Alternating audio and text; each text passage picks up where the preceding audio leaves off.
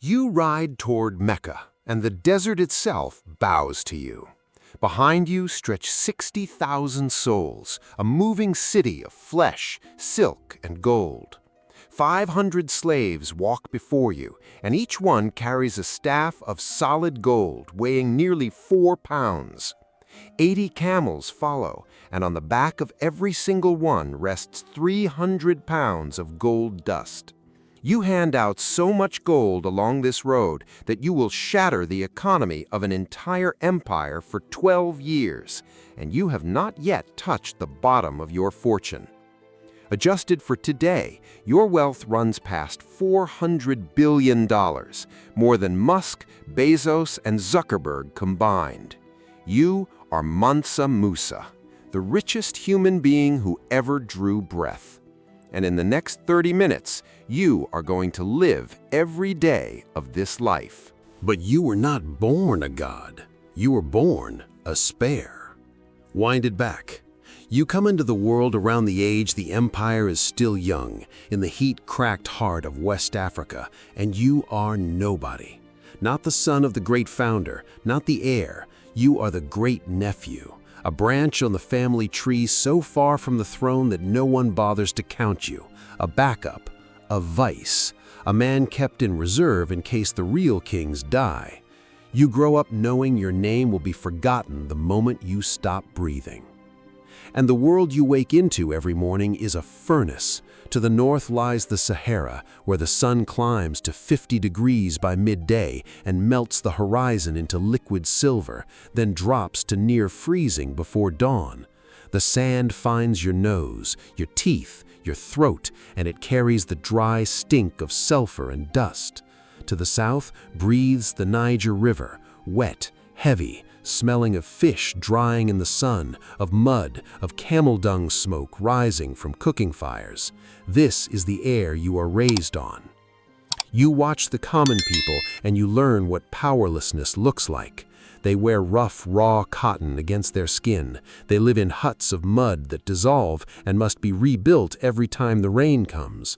They eat thick sorghum porridge, the same gray paste every day until they die. And they die young. The tsetse fly drifts in off the water and brings the sleeping sickness, and whole villages rot from the inside, while their kings do nothing. The average man here is dead by 35. This is the floor, this is the bottom of the world, and you were born close enough to it to smell it. But you can also see the ceiling. You can see the men who command the salt and the gold. Because in your land, gold is almost beneath notice. There is so much of it that a king treats it like gravel.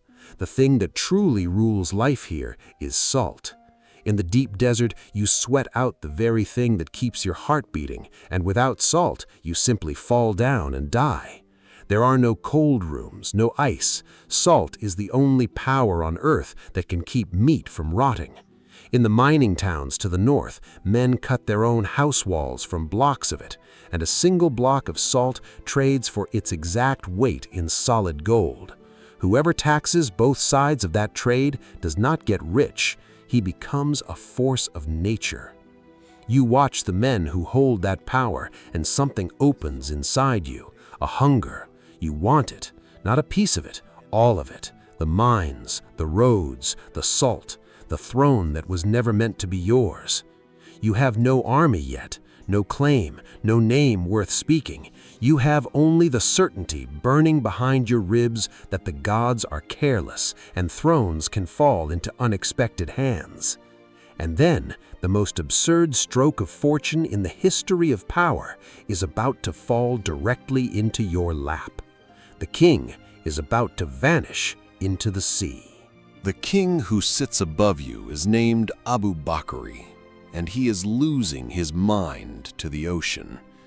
He has stood at the edge of the Atlantic, where the green water swallows the sun every evening, and he has decided that the sea must have another shore, and that he must own it. So he empties the treasury. He builds 2,000 ships. He fills them with men, with water, with gold, and he sails west to find the end of the world. He hands you the empire to keep warm while he is gone. He never comes back. Not one sail, not one body. The sea takes him and his 2,000 ships and his gold, and the throne that was never meant for a backup, a spare, a vice, is suddenly, permanently yours. You are about 32 years old, and you do not waste the gift. You understand something the dead king never did. Glory does not come from chasing what is over the horizon. It comes from owning what is already under your feet. And under your feet lies the richest ground on earth. So you reach out and you take it, city, by blood and by fire. You build an army that the soft kings of Europe could not dream of. Your cavalry rides under heavy chainmail in the killing heat. Your men carry curved blades of pure Damascus steel that hold an edge sharp enough to split a falling hair.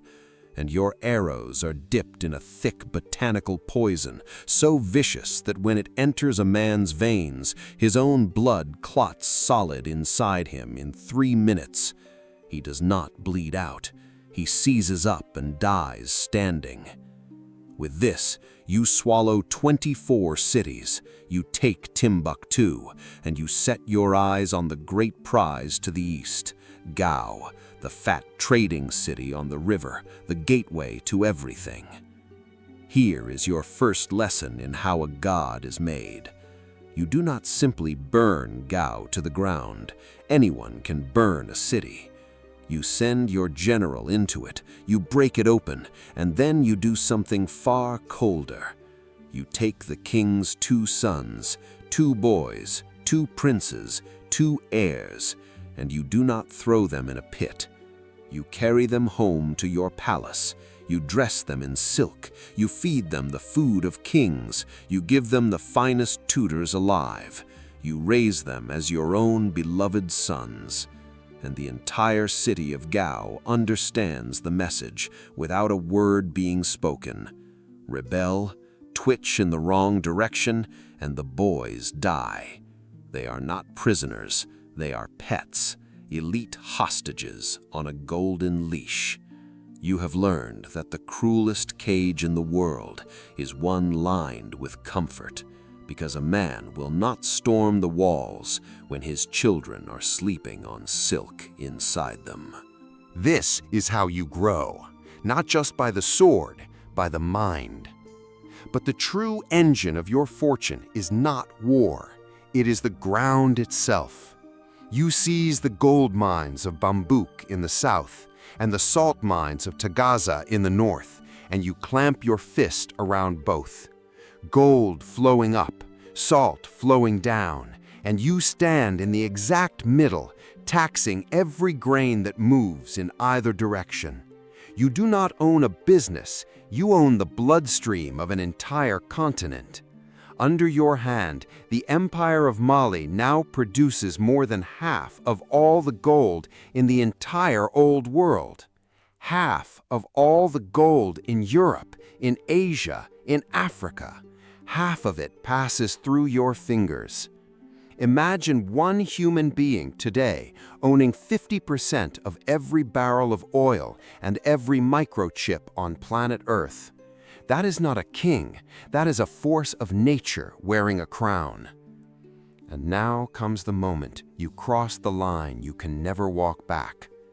You realize there is a flaw in your perfect machine. Gold dust circulates freely in the markets. Fine, that keeps the economy breathing. But solid gold nuggets, the big raw lumps pulled whole from the earth, those are dangerous. If a common man finds one, he becomes rich. If many find them, the kingdom drowns in gold, the price collapses, and your fortune turns to worthless gravel in your own vaults. Worse, the people grow proud, and proud people do not crawl. So you write a law. Every solid nugget of gold found anywhere in your land is the exclusive property of the king, yours always. A farmer who finds one and keeps it, who dares to hold his own luck in his own hand, loses that hand, severed at the wrist, at noon in the square, where everyone can watch. You give the order knowing exactly what it is. You are not protecting the kingdom, you are protecting your monopoly with the blood of the very people who feed you. You choose the price of gold over the hands of your subjects, and you choose it without blinking. Could you have let them keep what they found? You could have. A single word and the law dies. You speak the other word instead. This is the moment the spare becomes the sovereign. The boy who slept close enough to the mud to smell it now maims men to keep that mud from rising. The hunger you felt behind your ribs in the furnace, it is fed now, gorged, and it has teeth. You have real power at last, true, terrible, blood-bought power. But you have not yet shown the world. You have not yet made an empire weep with envy. The peak is still ahead, and it begins with a single, impossible idea. You are going to walk to Mecca, and you are going to make the whole world watch. You wake on sheets of Persian silk, and the first thing you feel is cold. Outside these walls, the Sahara is already a furnace. 50 degrees, the air shimmering, the sand too hot to touch. But here, inside your palace, it is 20 degrees and still. Your walls are built of banco, clay fermented with straw, packed so thick that the desert's rage cannot pass through it. You have no machine, no ice, no engine. You have simply commanded the architecture of the earth to keep you cool while a continent bakes. You open your eyes in a pocket of impossible comfort that no king in cold, filthy, feudal Europe could buy at any price. You rise. Slaves move toward you in silence because in your presence there is no idle noise. They drape you in mutanfas, a European cloth so rare it is nearly mythical, dyed the deep red of fresh blood, a color so expensive that owning a single bolt of it would bankrupt a lesser lord. The fabric is heavy and cool against your skin. This is the touch of your morning, silk beneath you, blood-red wool upon you, the smooth cold of gold rings sliding onto your fingers. You do not speak. Your voice is too valuable to strike the eardrums of ordinary men. So when you have a command, you lean and you whisper it into the ear of your griot, your living mouthpiece, and he turns and shouts your will across the hall in a voice like a war drum. An empire of millions hangs on words you yourself never say aloud.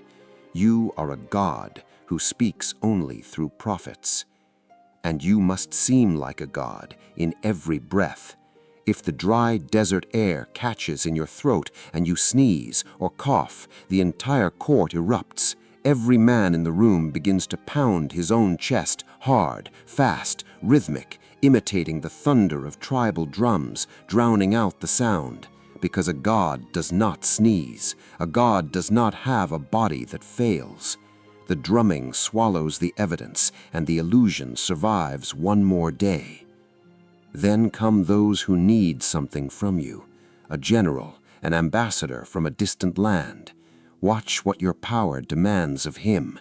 He does not simply bow. He strips off his fine robes at the door. He dresses himself in the torn rags of a beggar. He throws himself face down on the floor, and he scoops up handfuls of dirt and pours them over his own head and back, grinding the dust into his hair. And in this state, filthy, ruined, weeping, he crawls toward your feet to ask his favor. You do not require this because you need it. You require it because you can.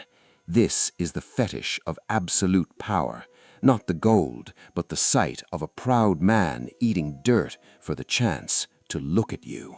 Your food arrives, but you do not touch it yet. 1 hour earlier, 5 official tasters ate from these exact dishes. They are watched.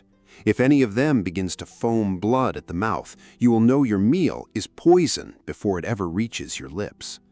Only when the hour has passed and the 5 still breathe do you eat. Ostrich meat, lamb seasoned with sharp guinea pepper that bites the tongue, and water kept impossibly, beautifully cold in porous clay amphorae and perfumed with crushed fresh mint. You drink cold mint water in the heart of the Sahara. The taste of it alone is a kind of sorcery. Down the corridor lives your principal wife, Inari Kunate, and her comfort is its own monument to excess. She will not suffer the desert, so you have given her 500 virgin slave girls, whose only task in life is to walk beside her. They carry her silver mirrors, they carry her spare gowns, and they bathe her in water perfumed with ambergris, the fossilized vomit of whales, a scent worth more by weight than diamonds. 500 human beings exist solely so that your wife may smell of the sea while crossing an ocean of sand. And all of this, the silk, the blood-red wool, the cold mint water, the 500 perfumed girls, all of it sits on top of a fortune so vast the human mind cannot hold it. Your wealth, adjusted to today, runs between $400 and $415 billion. Take every dollar Elon Musk owns, add every dollar Jeff Bezos owns, add Mark Zuckerberg on top. Yours is larger. And here is the difference that should freeze the blood. Their fortunes are trapped in glowing numbers on screens, in stock prices that can vanish in an afternoon. Yours is physical. Yours is bars of solid metal stacked in vaults beneath your feet.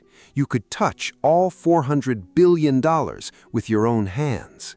But what good is a god no one has seen? So in your prime, you decide to show the world. You will walk to Mecca, and you will turn the longest, deadliest pilgrimage on earth into the greatest act of ostentation in the history of the human race. You assemble a moving city, 60,000 people. Imagine locking every single fan from a World Cup final inside a stadium and then forcing the entire crowd to walk on foot beside you across the Sahara for a year. That is the scale of your shadow on the sand. Among them march 12,000 personal slaves, and they do not wear rags. You dress them in the finest Persian silk and Venetian brocade. Your slaves are dressed better than the King of England, better than the King of France. A man owned by you, body and life, walks the desert in cloth that European royalty could not afford. That is not wealth. That is contempt for the very idea of wealth.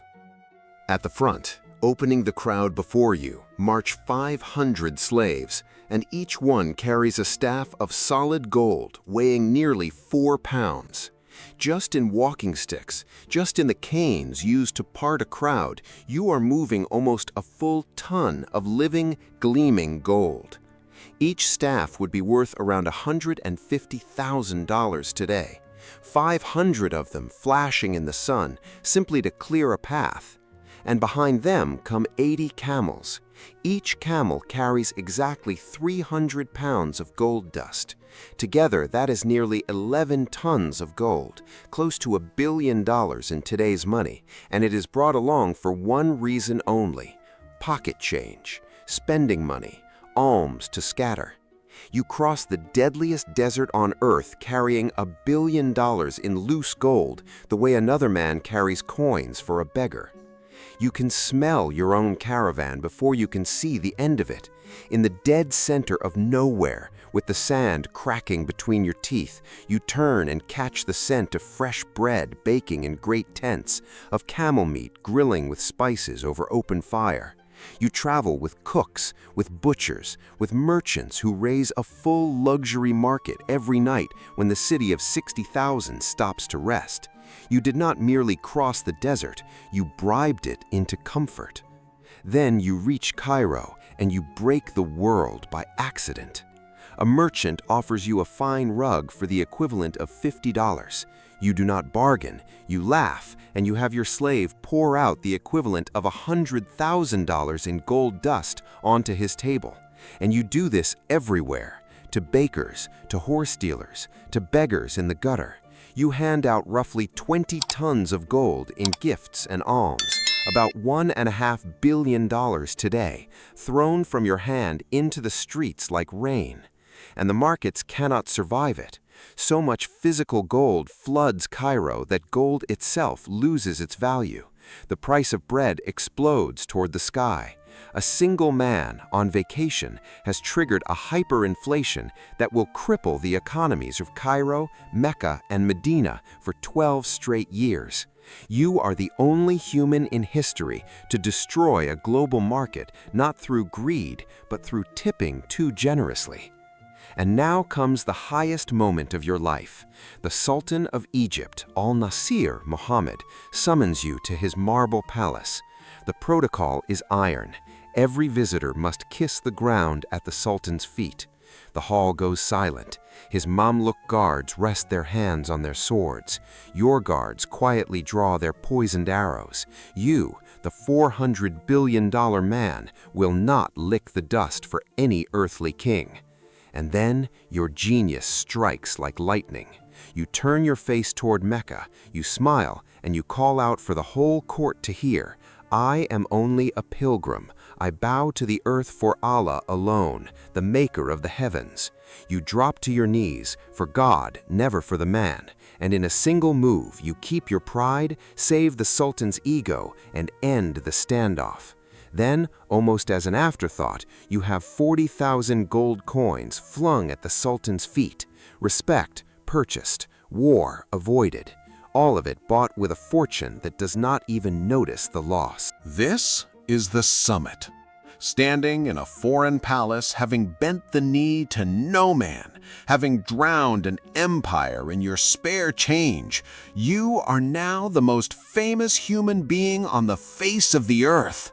The whole known world knows your name. And that is precisely the problem. Because the bill for all of this is already being written. The coffers are not bottomless. The gold you flung like water is gold that is now gone. And out there, on the long road home, the desert is waiting to collect and to teach the richest man who ever lived what it feels like to run out of money. The road home is where the gods send the bill.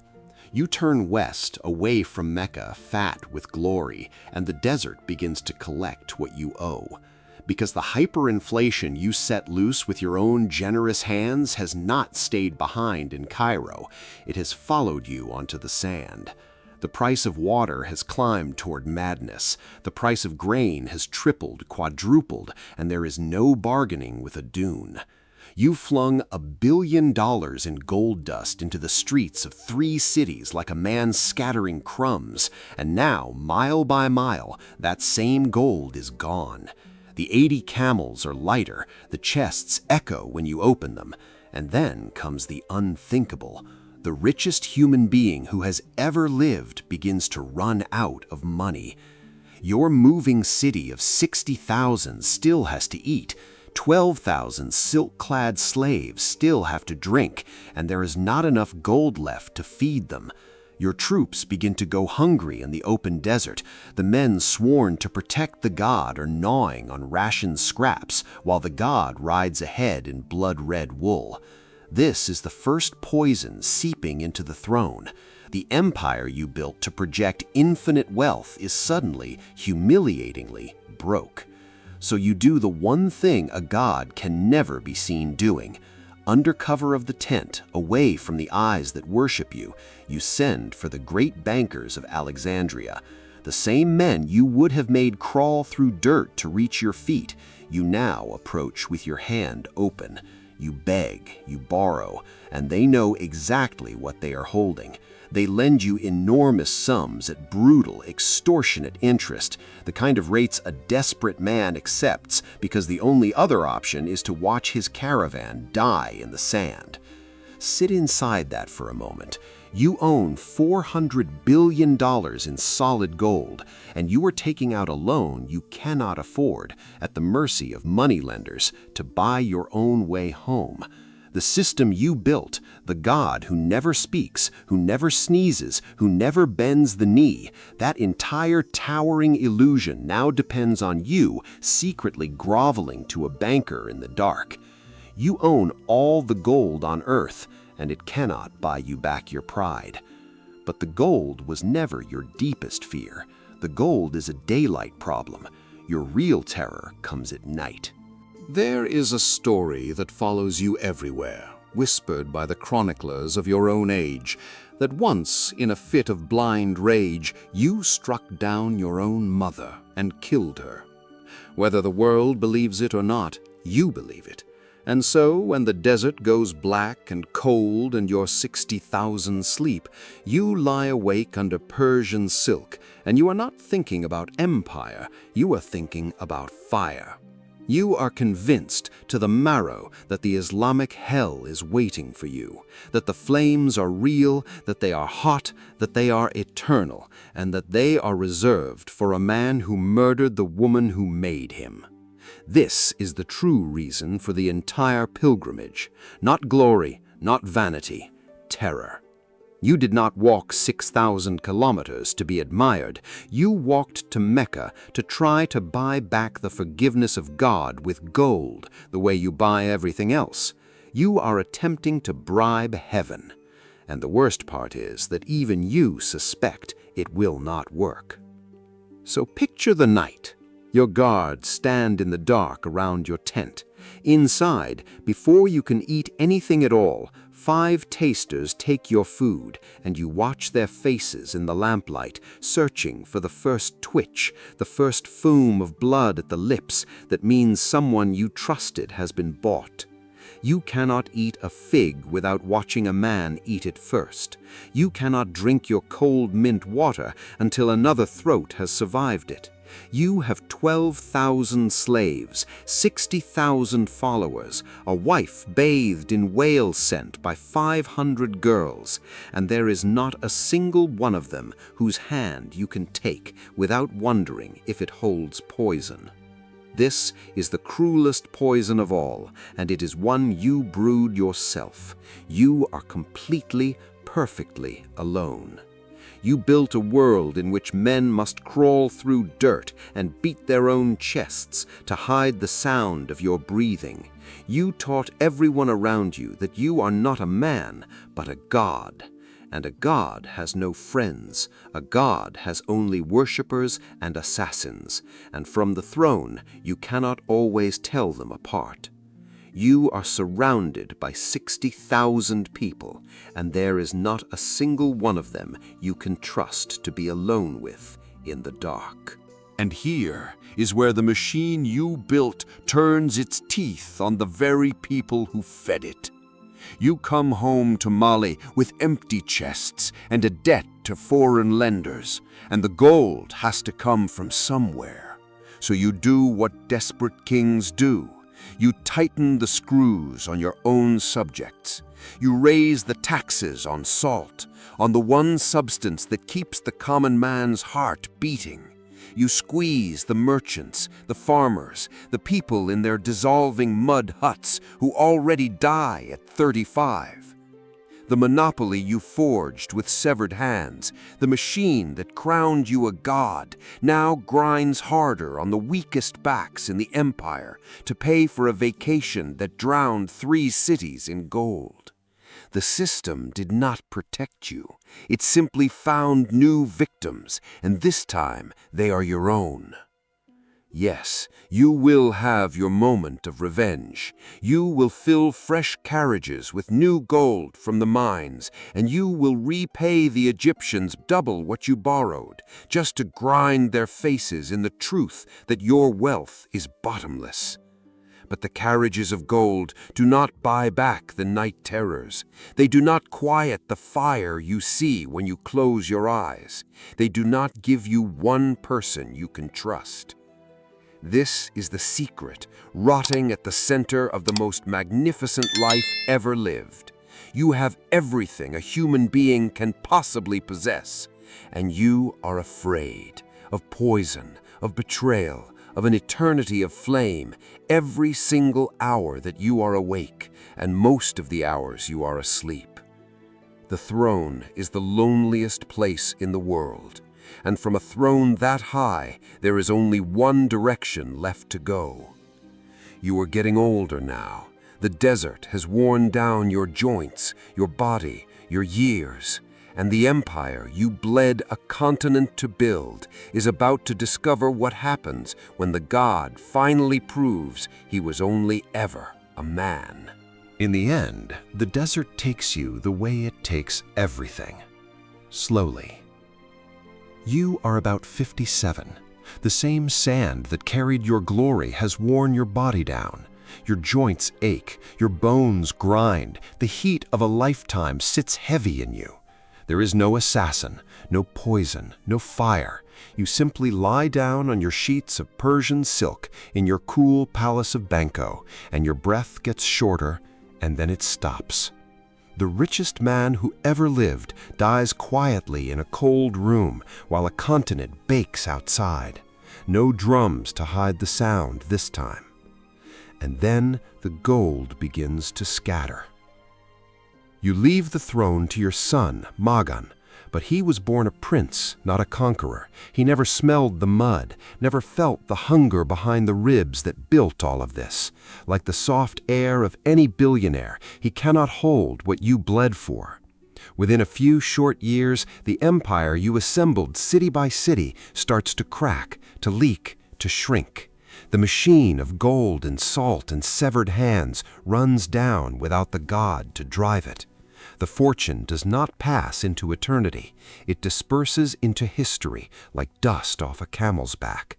But your name does something the gold never could. Decades after they bury you, a mapmaker in far-off Europe draws the most important map of his age, and there, in the center of Africa, he paints a single figure on a throne, a black king in a golden crown, holding up a nugget of pure gold the size of a fist. That is you. That image becomes the most viral picture of the medieval world. The kings of Portugal, of Spain, of England see it, and they go mad with greed. That one drawing of your wealth is a direct reason the ships of Europe later turned south to invade and carve up West Africa for centuries. You were so rich that your portrait became a treasure map. You were rich enough to doom your own continent. And yet you also left light behind. The university you funded in Timbuktu holds 250,000 manuscripts, and while European kings can barely sign their names, your scholars argue astronomy, mathematics, and eye surgery in halls of mud. The richest man in history was also, for a moment, the keeper of the greatest library on earth. That is the whole arc.